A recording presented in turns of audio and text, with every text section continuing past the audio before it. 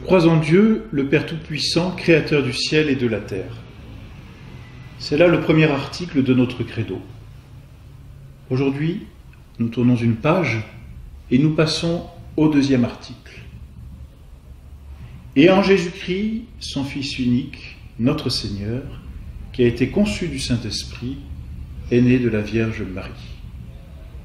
Voilà la suite de notre credo. Et en Jésus-Christ, son Fils unique, notre Seigneur. Nous l'avons comme annoncé la dernière fois, ou plutôt, Dieu nous l'a promis, ce Sauveur, qui s'appelle Jésus-Christ, notre Seigneur, notre Sauveur. Il est notre Sauveur, il est notre Seigneur, c'est-à-dire qu'il a tout pouvoir sur nous, il nous a rachetés. En nous achetant, il devient notre Maître. C'est pourquoi nous l'appelons notre Seigneur. Notre Seigneur Jésus-Christ. Mais qui est notre Seigneur Jésus-Christ? Notre article du Credo nous dit « Et en Jésus-Christ, notre Sauveur, son Fils unique ». C'est-à-dire que celui qui nous a rachetés, notre Seigneur, notre Maître, est aussi le Fils unique de Dieu. C'est là ce que l'on appelle le mystère de l'incarnation. Le mystère de ce Fils de Dieu, et nous avons vu lorsque nous avons parlé de la Sainte Trinité, de cette deuxième personne de la Sainte Trinité, le Fils, le Verbe, la sagesse, cette parole qui jaillit éternellement de Dieu et qui engendre le Fils unique, ce Fils unique, Dieu, le Fils, est notre Seigneur, Jésus-Christ. Or, notre Seigneur Jésus-Christ, nous le connaissons par les témoignages des apôtres.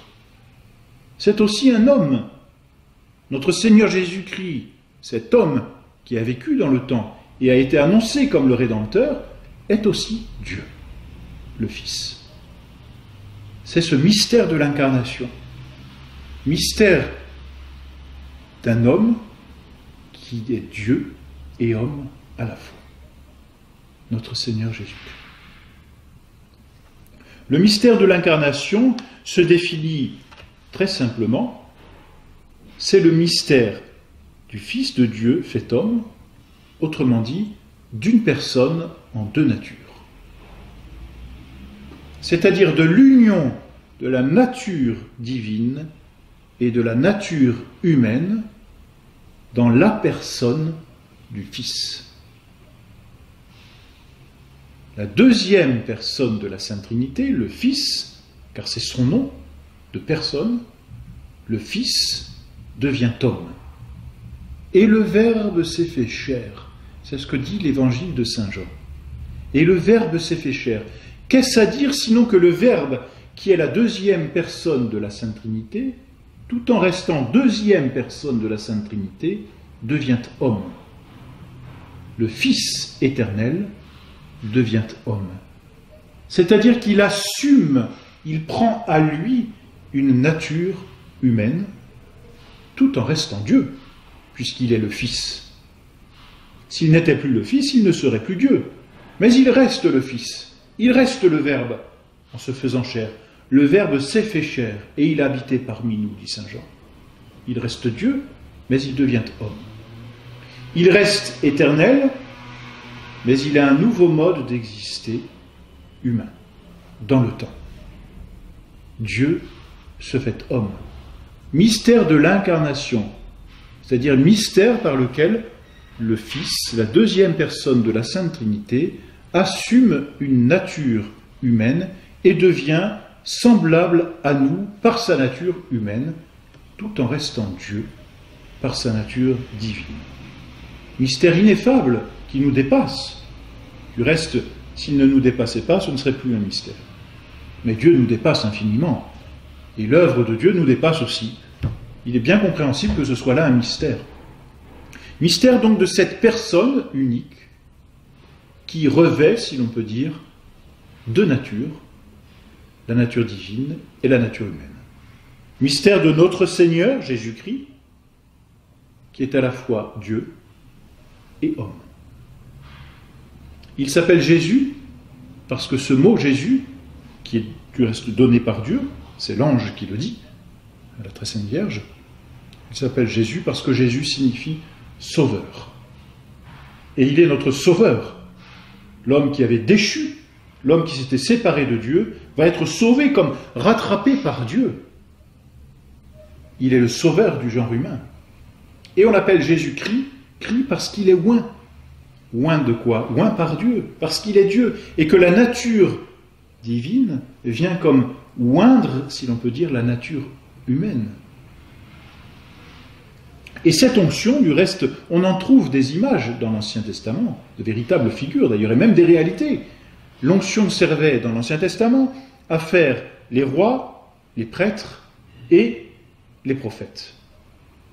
Or, notre Seigneur Jésus-Christ, de par l'onction de sa nature divine sur la nature humaine, est parfaitement et pleinement, et dès sa naissance, il est roi, il est pontife, prêtre, il est prophète.